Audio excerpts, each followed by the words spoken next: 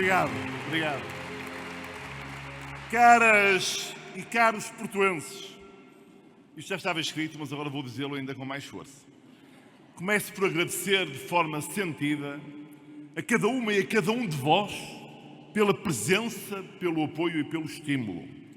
Sinto-me muito honrado pela confiança de cada um de vós e especialmente feliz por verificar, uma vez mais, que o Porto continua a ser uma cidade de mulheres e de homens livres, que não hesitam em defender as causas em que acreditam. Estendo este agradecimento aos muitos que, por uma razão ou por outra, não puderam aqui estar, mas que me fizeram chegar mensagens de apoio que, acreditem, tocam fundo no meu coração. Agradeço, claro, ao meu partido, ao Partido Socialista, por me ter escolhido como candidato, sabendo ainda assim que, como hoje percebemos, esta candidatura vai muito para além das fronteiras do Partido Socialista.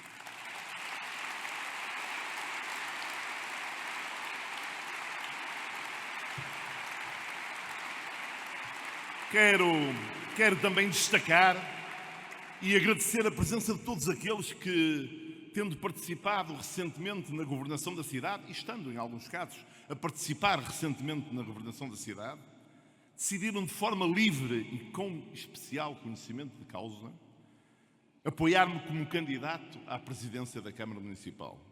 Muito obrigado, sejam muito bem-vindos. Esta é uma candidatura tolerante, plural, que quer consigo os melhores, aqueles que melhor poderão defender e promover a nossa querida cidade. Caras e caros portuenses, anunciei de forma atempada, em dezembro do ano passado, que seria candidato à Câmara Municipal do Porto. Decidi sem hesitações e sem calculismos, sem estar dependente de nada nem de ninguém, orientado apenas pelo desejo de servir o Porto. Logo nessa altura, ainda em 2024, defini com transparência e com clareza as 3 prioridades para o próximo mandato municipal. Elas resultam da avaliação que faço dos problemas da cidade e de ter ouvido, com vontade de ouvir, centenas de pessoas e de instituições do Porto, de técnicos, de empresários, do cidadão comum, a outras muitas instituições que, por exemplo, as universidades. Permitam-me apenas, com alguma ironia, mas sem maldade, que chame a atenção para que os candidatos que se, entretanto, anunciaram terem todos, seguramente por coincidência, enunciado as mesmas 3 prioridades. Bem, exatamente os mesmos. Vamos então a isso. As prioridades que defini estão evidentemente entrelaçadas. Os problemas de uma cidade não podem ser arrumados em capítulos isolados. Precisam de uma abordagem global e de uma resposta integrada. Por isso, o que a minha candidatura propõe é muito mais do que um desfiar de problemas. O que propomos é uma resposta competente, global e integrada. Em primeiro lugar, a questão da habitação. É visível que em Portugal e na Europa ninguém soube antecipar a crise da habitação que tolda hoje o futuro e a felicidade de tantas e de tantos jovens, de tantas e de tantas famílias das classes médias. Embora de modo ainda insuficiente, os rendimentos dos portugueses, em especial dos jovens, até têm vindo a aumentar. Mas de que serve isso se o custo de vida disparou para valores incomportáveis? De que serve isso se, ganhando mais 2 ou mais 3, têm de enfrentar preços na habitação que aumentaram 10 ou 20 ou ainda mais? Esta situação impõe uma resposta enérgica e é essa resposta que darei. Desde logo é necessário mobilizar todos os agentes envolvidos. Os técnicos, os proprietários, os agentes imobiliários, os construtores, as cooperativas, outras instituições. Isto tem que ser feito em conjunto. A disponibilização de habitação a custo verdadeiramente acessível vai ser mesmo uma prioridade no próximo Governo da Câmara Municipal do Porto.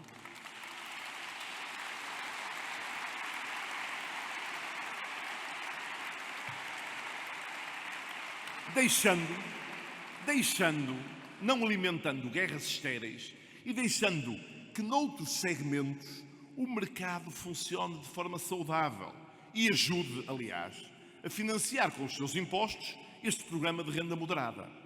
Não podemos nem vamos ficar reféns de posicionamentos ideológicos estéreis que bloqueiam as soluções. Repito, para que fique claro, precisamos de todos e sei que sou capaz de mobilizar todos para superar a crise que vivemos em matéria de habitação. O que vamos fazer é muito, mesmo muito ambicioso. Mas é também esse o desígnio que eu proponho aos portuenses. Uma cidade ambiciosa, uma cidade determinada.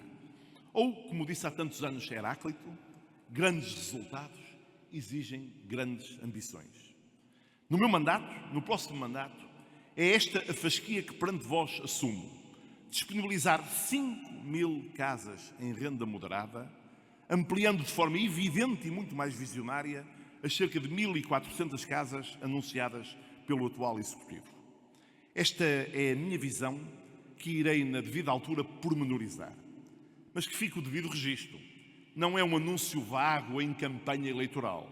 É mesmo um programa tecnicamente competente, robusto, pensado, estudado e detalhado. Nas próximas semanas, todos poderão ficar a saber quais são os terrenos onde serão construídas essas habitações, as formas de as financiar, assim como as parcerias com o setor privado e com o setor cooperativo que já estruturamos. Vamos reservar um dia da nossa campanha para explicar em detalhe este programa das 5.000 casas de renda moderada nos próximos 4 anos. E responderei, claro, lealmente, ponto a ponto, às questões que me foram colocadas. Eu sei, acho que todos sabemos e temos consciência disso. Os jovens e as famílias que querem continuar a morar no Porto ou vir morar para o Porto não podem esperar mais. O acesso à habitação de qualidade é o fator mais importante para dar sentido à vida das pessoas.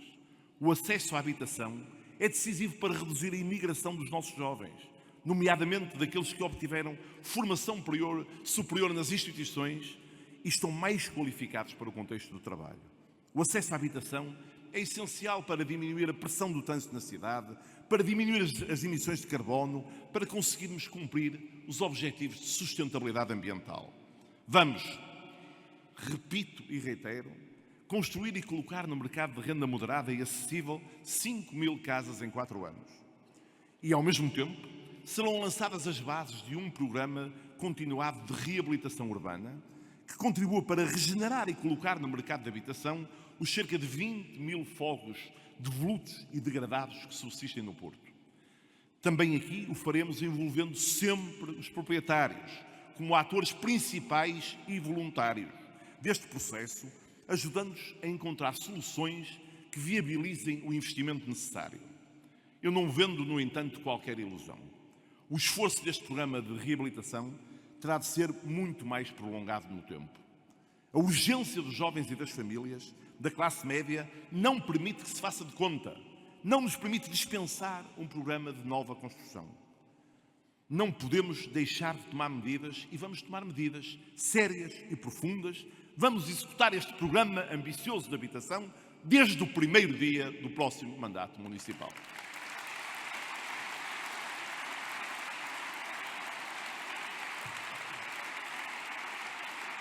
A segunda prioridade fundamental é que se refere à mobilidade. Eu acho que é fácil perceber porquê. O trânsito na cidade está transformado num inferno. A hora de ponta é a todas as horas. Os locais de congestionamento de trânsito são, potencialmente, todas as ruas do Porto. Esta sobrecarga de trânsito faz perder tempo, tem um elevado custo económico e polui gravemente o ar que respiramos. Não é um tema simples. Exige, aliás, uma abordagem que vai muito para além do Porto. Basta sabermos que 77% dos carros que circulam na cidade vêm de fora da cidade. Não há uma solução mágica, mas é preciso adotar, com determinação e com coragem, um conjunto de medidas com a consciência de que temos que falar e trabalhar em conjunto com as autarquias que nos rodeiam. Em primeiro lugar, há que dar prioridade, mas prioridade real, não apenas proclamada, ao transporte coletivo e ao transporte público.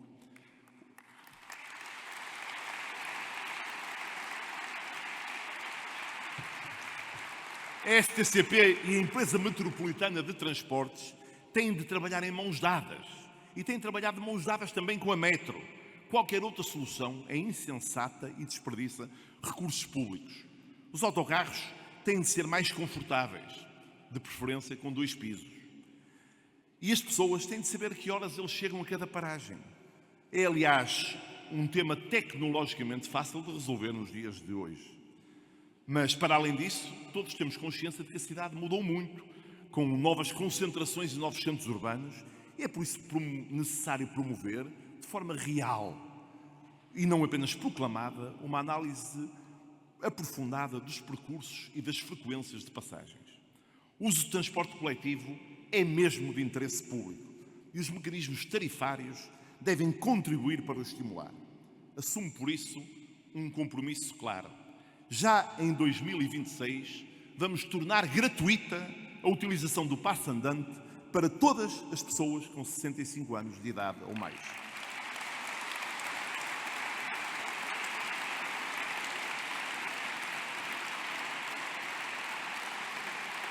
Os mais idosos vão poder utilizar toda a rede de transporte público do Porto sem custo, estimulando a sua mobilidade e encorajando a não utilização da viatura individual.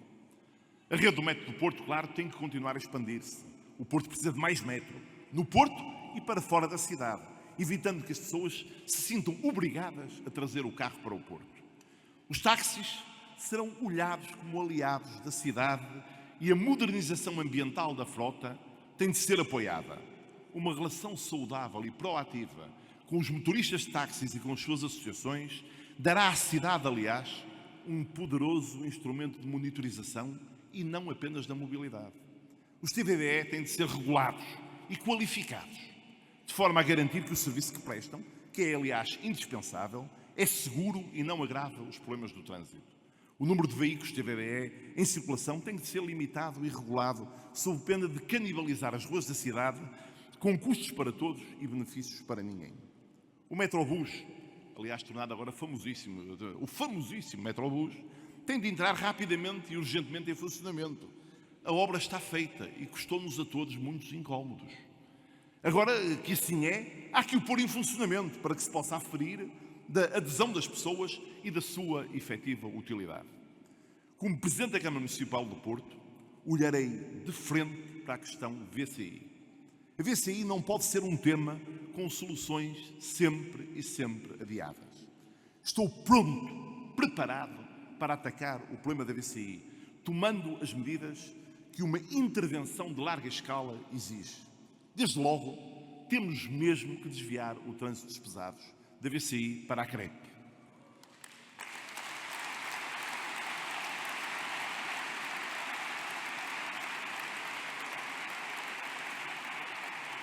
Isto é que dava uma grande petição do candidato do partido do governo ao governo. Desviar o trânsito pesados para a CREP é que dava uma grande petição. Temos de lhe dar esta ideia, pode ser que ele se inspire.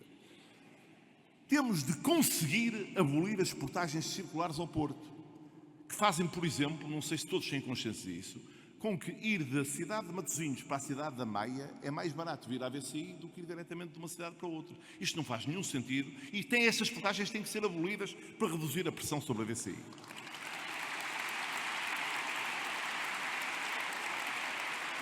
Temos de exigir a realização de obras de engenharia que melhorem os nós de acesso mais problemáticos.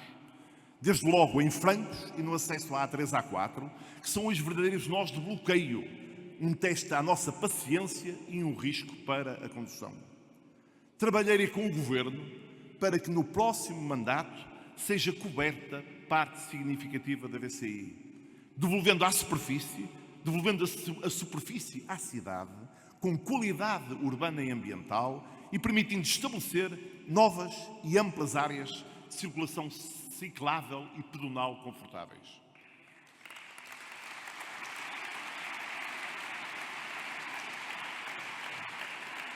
Em terceiro lugar, vamos ter mesmo, a coragem e a capacidade de desenvolver um verdadeiro programa para encorajar os modos suaves de circulação, a pé ou de bicicleta, adaptando o espaço público para esse fim e criando pistas cicláveis de alto conforto e segurança entre diversos pontos da cidade. Claro que coragem significa, com clareza, que que isto vai implicar, assumo claramente e sem rodeios, fechar ao trânsito várias artérias do centro da cidade. Não pode haver, de outra forma, vias cicláveis com segurança.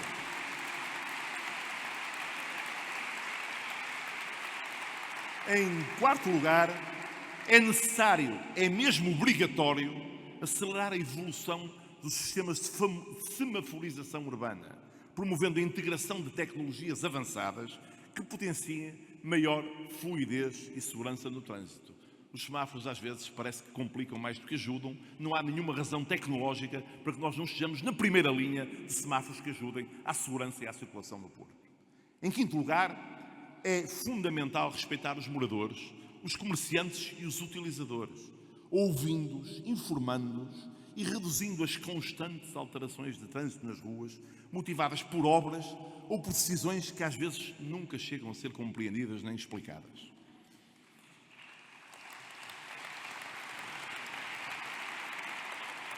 Estas são apenas algumas das principais medidas para melhorar as condições de mobilidade e, consequentemente, as condições de vida na cidade.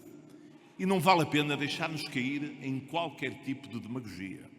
Se não conseguirmos atrair os que se deslocam no Porto ou para o Porto para outros meios de mobilidade que não a viatura própria, não será possível melhorar o trânsito na cidade. A realidade salta aos olhos de todos. Não cabem nas ruas os carros todos que aqui circulam. Por isso, precisamos mesmo de alternativas confortáveis e confiáveis, que temos de construir cooperando com as autarquias metropolitanas, recorrendo ao conhecimento das universidades e sempre envolvendo as pessoas nessas soluções. A terceira prioridade diz respeito à segurança. Este é um bem e um sentimento de que todos necessitamos. De facto, a segurança é mesmo uma condição prévia para a vida nesta nossa cidade do Porto. Precisamos de proteger a nossa segurança, de preservar a nossa tranquilidade. Temos de combater os focos de insegurança quando eles surgem com eficácia, rapidez e determinação. Infelizmente, nem sempre temos visto isso. Numa parte da cidade, por todos conhecida, a pequena criminalidade e a perturbação da ordem pública associadas ao tráfico e ao consumo de droga tiram sossego às pessoas e limitam a vida em comunidade. Não é normal e não podemos aceitar como novo normal que em certas zonas do Porto as famílias se cotizem para pagar segurança privada na via pública.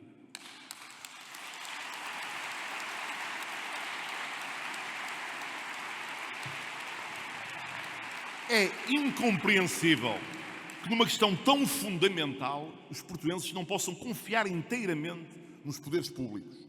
Não podemos tolerar e não toleraremos que em certos bairros do Porto um pequeno núcleo de traficantes condicione a vida do conjunto dos moradores, pessoas sérias e trabalhadoras que lá moram.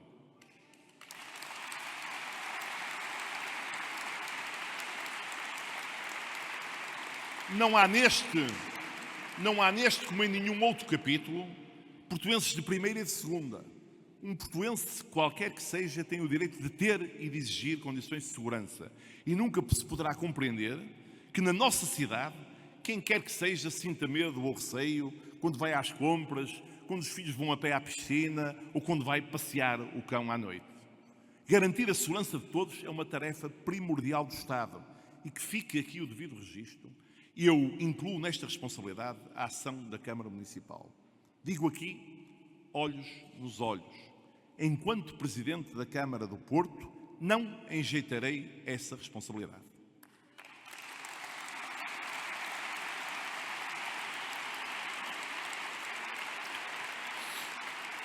Comigo, o Governo da Câmara do Porto vai assegurar maior visibilidade, maior proximidade e maior presença nas ruas às forças de segurança. Incluo aqui, aliás, os muito valiosos agentes da nossa Polícia Municipal, que obviamente estarão envolvidos neste trabalho. A Polícia Municipal, como força de segurança que é, vai estar na rua, vai realizar ações de vigilância e patrulhamento. Vai contribuir, e eu acredito que vai contribuir muito, para dar aos portuenses o sentimento de segurança de que precisam. A presença mais intensa das forças policiais nas ruas tem um enorme efeito dissuasor do crime, dá tranquilidade às pessoas, permite-nos a todos viver melhor. Os cidadãos do Porto merecem isso e insisto neste ponto, mais do que merecerem, têm esse direito. Para isso, também é preciso que as forças de segurança tenham todas as condições. O município ajudará a equipar as forças de segurança com as viaturas adequadas, como aliás fez no passado recente. É preciso que quem se dedica a proteger e a defender os cidadãos ao serviço das forças policiais se sinta acarinhado e bem tratado pela comunidade. Porque esta é uma relação comunitária de proximidade que a todos envolve.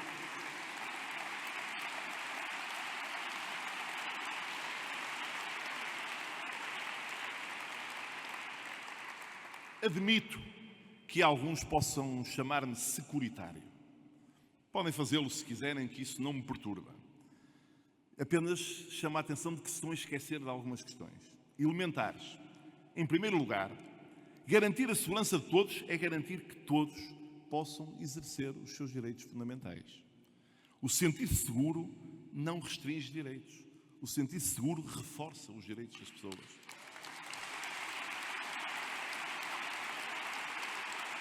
Em segundo lugar, e não menos importante, pugnar pela segurança significa, da mesma sorte, respeitar os direitos de todos. Não é discriminar, não é criar estigmas em relação a nenhuma comunidade.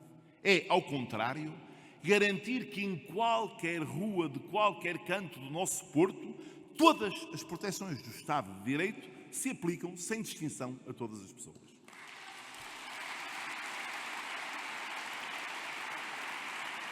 Por isso, não me farão recuar e não me vão meter medo se me chamarem securitário.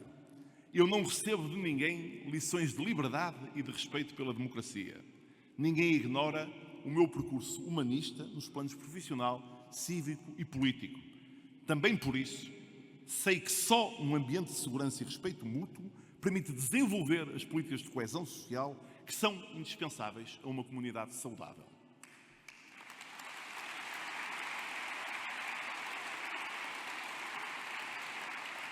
A coesão social é, aliás, outra vertente decisiva do pilar da segurança. Assumiremos a liderança de um verdadeiro programa de coesão, oferecendo apoio social e de saúde aos consumidores de estupefacientes, promovendo a sua reinserção. Este é o único caminho para conseguirmos uma resposta sustentável a este problema. Combater a droga, reprimir o tráfico de droga e, ao mesmo tempo, fornecer apoio social e de saúde aos dependentes, mitigando os efeitos da droga e, de forma persistente, oferecendo tratamento e percursos alternativos. No Porto,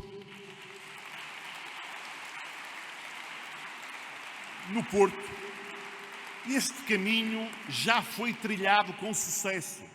Infelizmente, o Poder Central distraiu-se de dar a este tema o relevo que ele justifica e sofremos agora com o recrudescimento da visibilidade do fenómeno. Quando o tráfico e consumo de droga se tornam mais visíveis, isso quer dizer que o fenómeno está fora de controle.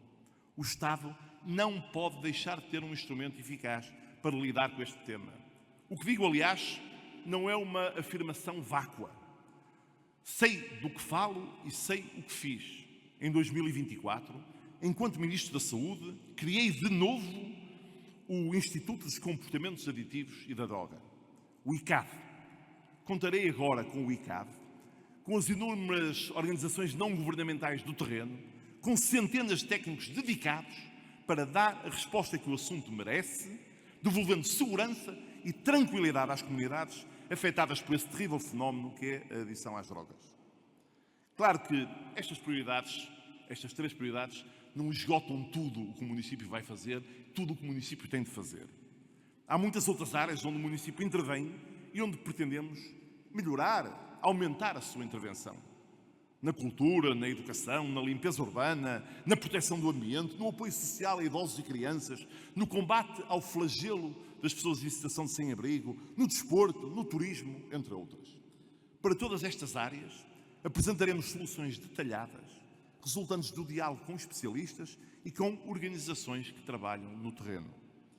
A estratégia municipal para a cultura que merece um especial relevo, evidentemente. Ela assentará na ideia de uma cultura para todos, sem elitismos, sem diretórios de gosto e sem complexos.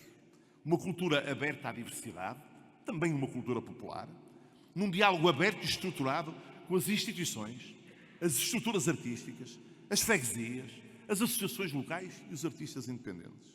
Vamos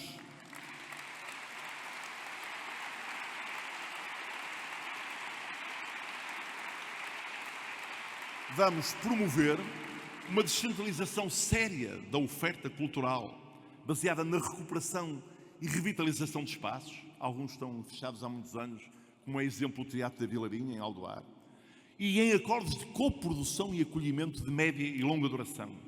Na disponibilização de espaços de criação, eu ainda não desisti de lutar pela viabilidade do stop. E no lançamento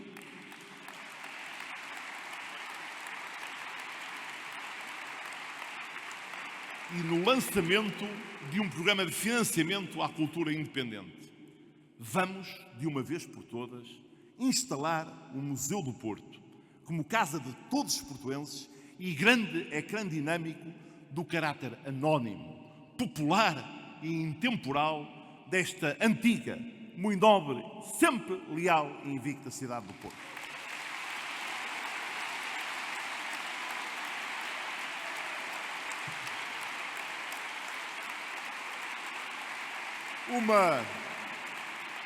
Uma estratégia para a cultura que dê relevo à literatura, numa cidade de palavra e da palavra. Ora de poesia, ora de palavrão, da palavra cantada e da palavra levada à cena, da palavra que é memória e da palavra que é liberdade e que é futuro.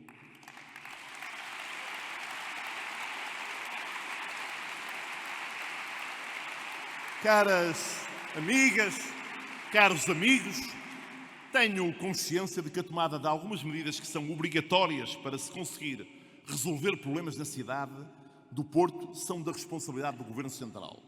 É o que se passa com a expansão da rede do metro ou com intervenções estruturais na VCI.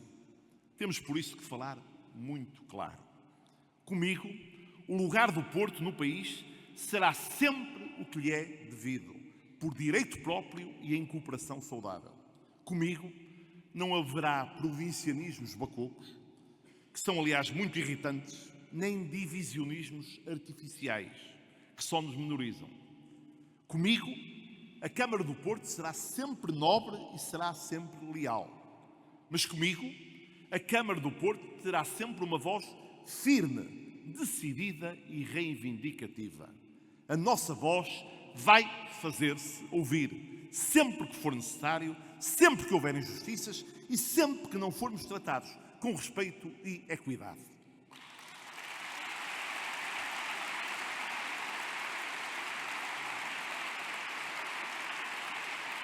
Seja o governo liderado pelo PS, pela AD ou pelo PSD, isso não muda nada.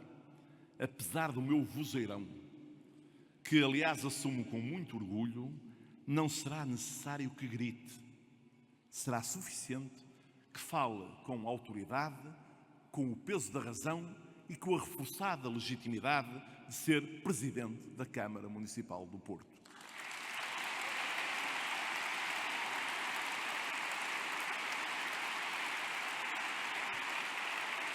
O Porto é o Porto e nós vamos sempre defender o Porto à moda do Porto. Dizendo de forma mais simples, a nossa querida cidade não pode, em nenhuma circunstância, funcionar em modo português suave. Quero, portanto, deixar bem claro ao que venho. O Governo tem anunciado uma verdadeira parada de investimento público multimilionário na região de Lisboa. O projeto que está mais avançado é o do novo aeroporto de Lisboa em Alcochete. No seu conjunto, novo aeroporto, terceira travessia do Tejo, novas acessibilidades, estamos a falar de investimento superior a 15 mil milhões de euros, 15 mil milhões de euros. Isto é, 2/3 do montante total do PRR numa só obra pública para uma infraestrutura na região de Lisboa. É preciso que se diga muito claramente, para que os portuenses saibam a verdade, que parte muito significativa deste investimento vai ser paga, direta ou indiretamente, pelo Orçamento de Estado. É preciso que se saiba que até as taxas aeroportuárias do nosso aeroporto de Sá Carneiro vão ser capturadas durante décadas. Repito, durante décadas, para pagar o novo aeroporto de Lisboa. Não contesto esse investimento, não me compete contestá-lo, mas de uma coisa é preciso que todos fiquem certos. Não aceitarei nunca que o investimento no Porto e no Norte sejam relegados para um plano secundário.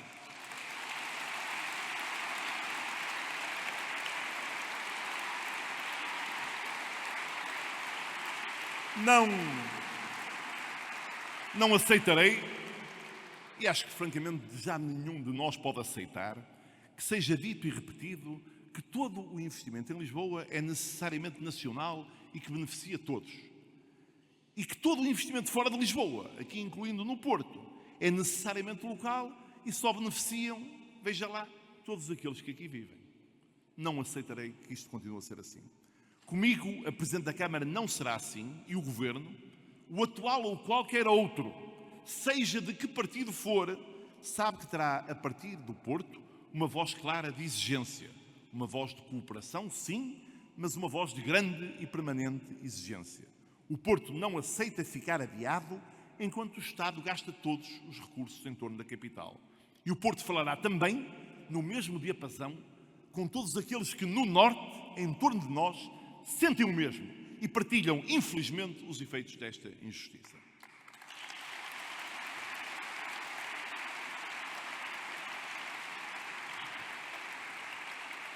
Caras e caros portuenses, caras e caros amigos, como disse, a decisão da minha candidatura à Presidente da Câmara Municipal do Porto foi tomada em dezembro de 2024 e, desde logo, enunciei as 3 prioridades estratégicas para o próximo mandato.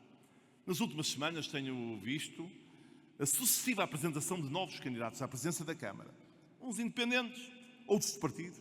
Vejo até o mais partidário de todos, o candidato do PSD, a tentar fazer-se passar por independente. Aquilo que o nosso povo tão bem descreve com essa frase, com essa expressão, gato escondido com o rabo de fora. Mas, com espírito democrático, a todos saúdo e a todos dou as boas-vindas a este processo eleitoral. Como já atrás vos disse, verifico que um após outro, invariavelmente, referem as mesmas 3 prioridades eleitorais. Vejo nisso uma vantagem. Os portuenses poderão comparar. Comparar as propostas concretas que cada um faz e a consistência das equipas que as vão concretizar. E poderão, sobretudo, confirmar uma grande verdade. A cópia é sempre pior que o original. E o original fomos mesmo nós.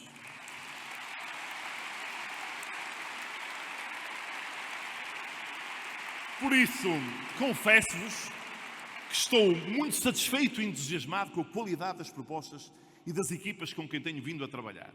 Estou confortado com os créditos do meu desempenho profissional enquanto responsável político nos últimos anos. Foi comigo, enquanto vereador da Habitação da Câmara do Porto, num mandato liderado por Rui Moreira, que se construiu habitação social de grande qualidade na cidade.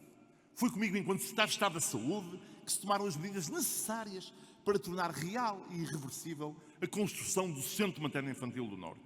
Foi comigo, a Ministro da Saúde, que foi efetivamente criada a direção executiva do SNS e que ela ficou sediada e foi instalada na nossa cidade do Porto. Tenho obra feita e muito orgulho do trabalho que já desenvolvi.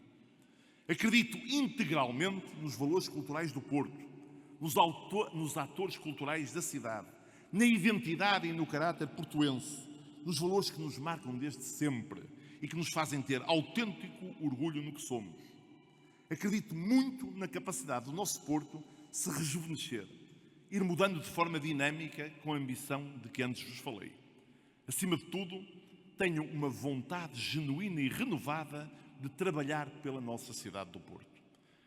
Por estes portuenses que tanto amam a liberdade e que tantas provas dão de abertura ao mundo sem nunca perderem a sua identidade. As pessoas podem ou não rever-se nas minhas ideias. Podem concordar mais ou concordar menos comigo. Podem ainda não estar convencidas de que este é o melhor projeto para o Porto. Mas uma coisa é certa e segura. As pessoas do Porto conhecem-me bem. Sabem que comigo não há surpresas desagradáveis, não há sobressaltos, não há desilusões. As pessoas do Porto conhecem-me bem. Sabem que sou igual a elas. Sabem que sou portuense como eles. As pessoas do Porto conhecem-me bem. Sabem que sou de confiança. Sabem que sou um cidadão que está aqui presente todos os dias, nos bons e nos maus momentos. Sempre à moda do Porto. Candidato à moda do Porto para vir a ser presidente à moda do Porto.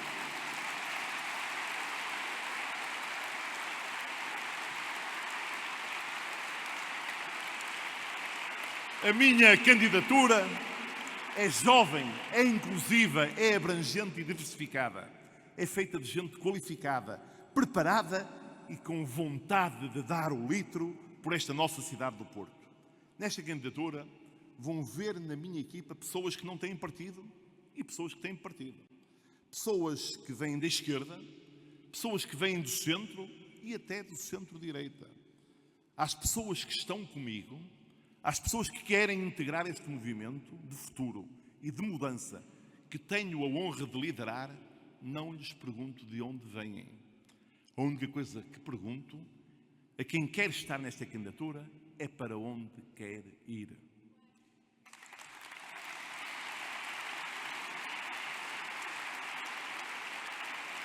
Quem quer vir para construir um Porto de futuro, um Porto seguro, um Porto para viver, um Porto em movimento, está nesta candidatura. Quem quer vir fazer um Porto à moda do Porto, um Porto com identidade, com raízes e com sotaque, está nesta candidatura. Quem quer vir tornar o Porto uma cidade melhor, para viver, para estudar e para trabalhar, é seguramente aqui que quer estar. A moda do Porto é um lema e uma motivação para fazer a mudança nesta cidade, para levar o nosso Porto para um futuro seguro, para um futuro melhor. Eu amo o Porto e, por isso, sou candidato a presidente da Câmara Municipal do Porto. Quem ama o Porto sem reservas é aqui que está, à moda do Porto. Viva o Porto! Viva o Porto! Viva o Porto! Viva o Porto! Manuel Pizarro, esta é a energia à moda do Porto.